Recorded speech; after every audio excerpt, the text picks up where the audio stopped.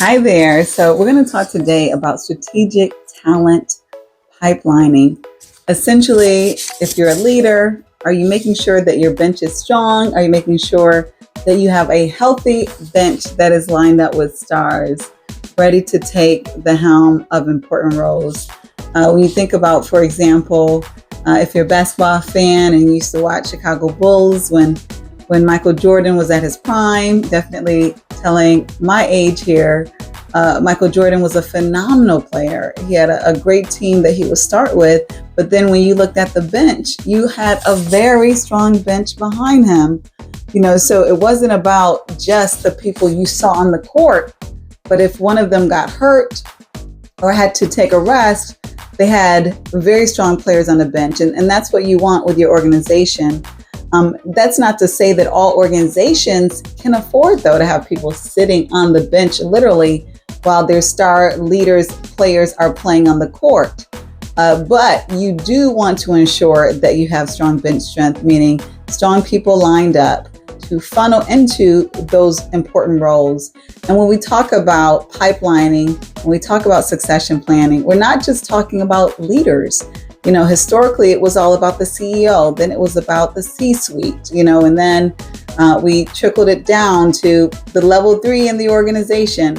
But now, most of us know it's very important not just to look at leaders, but what are those critical roles?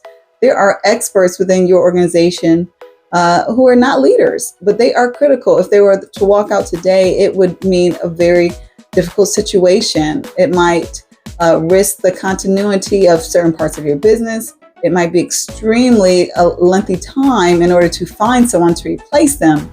And so the first part of what you want to do in creating a healthy pipeline is identifying what are those really important critical roles that if someone was to walk out of those roles, that would mean trouble for your organization. Obviously, some roles are more obvious, some leadership roles like the CEO, for example, or the CFO.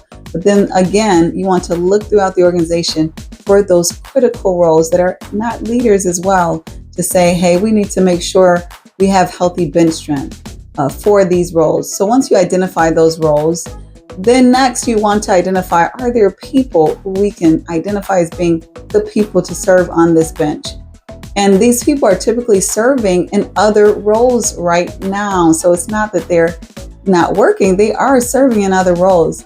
If you are lucky, they are within your organization. If you're especially lucky or especially prepared more appropriately, they're on your team. You maybe have been grooming them. And so they're ready to take the helms of these roles if they become vacant. So that's the first place we look, right? We look in our team. Who are the direct reports? Can they take on the roles that we're looking at for succession? When we can't find anyone there, then we go to the teams next to us, closest to what we're doing, but on a different team. And then we ask, are they available to take the wrong role? And then if we can't find anyone there, we may go even further out in the organization because there may be people who are not closely related, doing closely related the work, but they have the skills, they have the experience. And then sometimes, and this is where I believe a lot of leaders fall short, even though leaders are very busy, it's important for that bench strength to be strong. Sometimes we have to go outside of the organization to create that pipeline. And a lot of leaders rely on, say, for example, talent acquisition to do that. But what I encourage leaders to do is to network. You network on LinkedIn, you network in your professional association, and you keep alive a very healthy network because you never know when you want to connect with someone to take on an important role within your organization. Ideally, we all want to have a very healthy internal fill rate where we are pulling people up, developing them from within. But sometimes you do have to go outside. So it's good to cultivate those relationships, maybe quarterly coffees or virtual chats, so that you have your eye out on individuals who you may need to serve as successors, whether it's your role or other roles within your team. And so after you are identifying, secondly, those individuals, the third step is making sure that you have feeder roles. And this may be something that you already have in your organizations.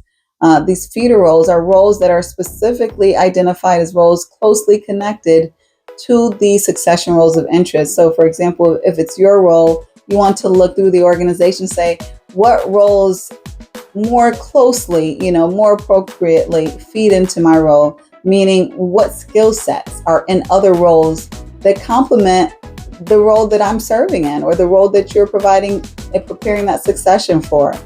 Are there skill sets that overlap in these feeder roles, or are these roles where there are skill sets that are growing? They are perhaps prerequisites to the succession role that you're going to need successors for. And then that way it can become more strategic and more standardized going forward when you have those feeder roles, because then you can customize how these feeder roles are treated and even who serves in these feeder roles in order to create a more systemic, standardized succession pipelining process. And so as these feeder roles are identified, as these individuals, these successors, potential successors are identified, development should be a major focus. And that development, of course, is now placed on specific individuals who are identified as potential successors, creating a career path, a development path for those individuals. What do they need to accomplish in order to progress to that next level? Making sure that the organization is clear of those steps, that the individual is clear of those steps, and a career path can be designed. That is very important. In addition to that, we want to ensure that there is a culture of continuous learning, because succession planning is all about development. And so a developmental culture, a learning culture, is going to feed healthy succession planning, because you have an organization and those individuals within the organization focused on growing, focused on developing, focused on being prepared for next level roles. So those are 5 very important steps of building a healthy pipeline and strategically developing a strong talent pipeline within your organization.